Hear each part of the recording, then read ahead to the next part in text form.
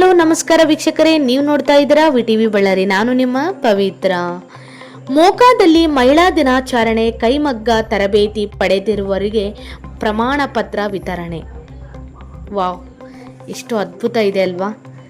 ನಮ್ಮ BJP ಕಡೆಯವರು ಎಷ್ಟು ನೀಟಾಗಿ ಇದನ್ನು ಮಹಿಳೆಯರಿಗೆ ಮಾಡಿಕೊಟ್ಟಿದ್ದಾರೆ.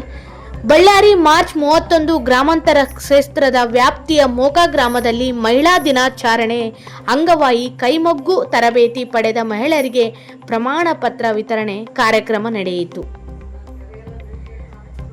ಕೈಮಗ್ಗು ತರಬೇತಿ ಪಡೆದಿರುವ ಮಹಿಳೆಯರಿಗೆ ಹೊಸ ಅವಕಾಶಗಳನ್ನು ತೆರೆದಿರುತ್ತದೆ. ಹಳ್ಳಿಯ ಮಟ್ಟದಲ್ಲೇ ಬಟ್ಟೆಗಳನ್ನು ತಯಾರಿಸಿ, ಖರೀದಿಸಿ ಹಾಗೂ ಮಾರಾಟ ಮಾಡುವ ಮೂಲಕ ಆರ್ಥಿಕವಾಗಿ ಬಲಿಷ್ಠರಾಗಲು ಸಾಧ್ಯವೆಂದು ಹೇಳಿದರು.